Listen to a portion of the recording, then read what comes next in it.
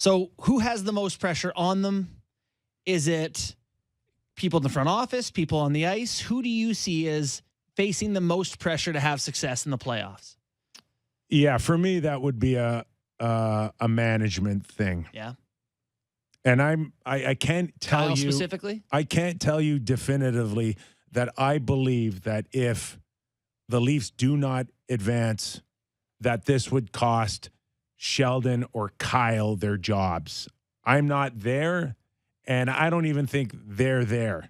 My first thought is that even if they do lose, that Brendan will want to protect Kyle and Sheldon. Think so. Yes. Unless they get swept. No, unless the outside pressure, i.e., the fans, i.e., the media, it gets so overwhelming that he feels like he's going to have to. Yeah.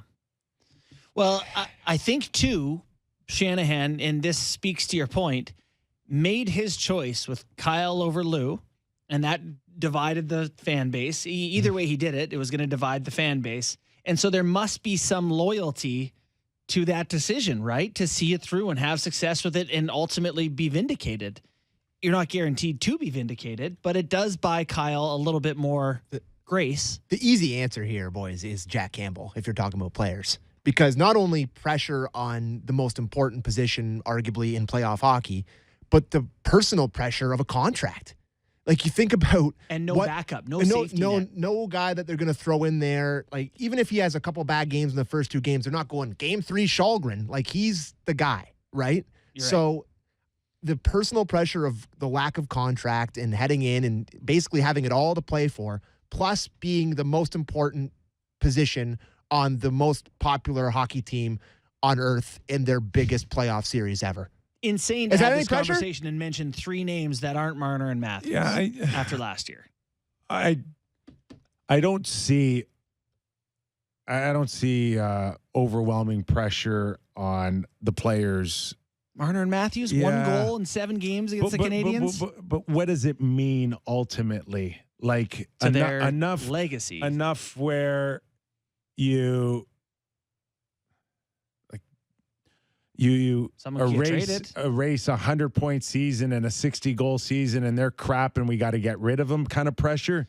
No, but crap where we cannot bring back the same core. Yeah, but that isn't on them. But on it will be management. On them. Sure, but it will fall on them if they get traded. If Mitch Marner's playing for Nashville next year, that probably would affect his day. Or he's the happiest guy in the world. Maybe he loves country music. He's just tired of getting blamed. Maybe you're right.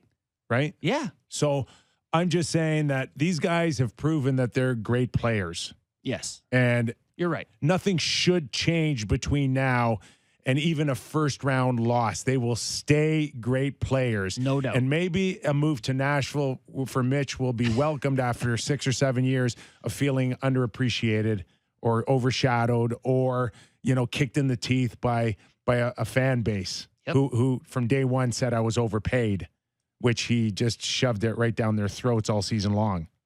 Maybe. But the success he has in this round could affect whether that happens or not. But the players ultimately can turn around and say, at the end of the day, you guys didn't build us a team that could play against Tampa Bay and be physical enough to withstand the pressure on us. But my pushback here is like, if you're Austin Matthews, you're not competing against people saying that you're good. That's not the point. Or people saying that you're whatever. He's competing. His legacy is like Hall of Famer. This is a guy who's trying to win cups to be considered among the best in the history of the game. Yeah. If he goes out there and scores once in 7 games in consecutive series as the guy who's leading the team, huge pressure. Talked about in a totally different way. But if he's able to do that at age 25, 26, or 27, no one's going to care that you failed at age 23 or 24. You've seen LeBron James do that. You've seen a lot of guys in their later years have the success that vindicates some early failures. And all that was just a nice learning experience. Right. Yeah, but eventually it's got to happen, and you only get so many kicks at the can. It's a lot of pressure in this market, I think, to be the guy, the 60-goal scorer. Let's welcome in Luke Fox, Leaf writer for Sportsnet. Luke, before we get into the nuts and bolts of practice today, I want to hear from you, man. Who's got the most pressure, management or the players on the ice starting game one? Management, but there's a heck of a lot of pressure on the players too. I mean, it goes all around. Jack Campbell, my goodness, he's under a lot of pressure. Mitch Marner, after the way last season's playoffs, although the way he's playing right now, he looks like he's ready to handle it.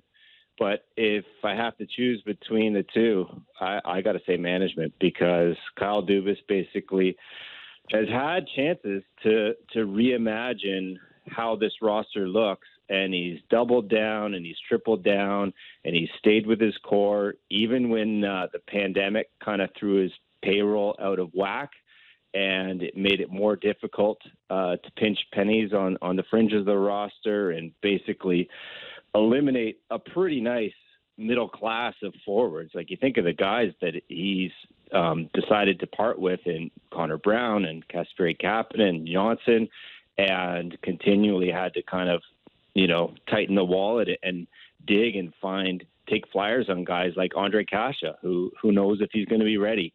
Have a nice find like Michael Bunting. And all these moves are because he's stuck steadfast to that core.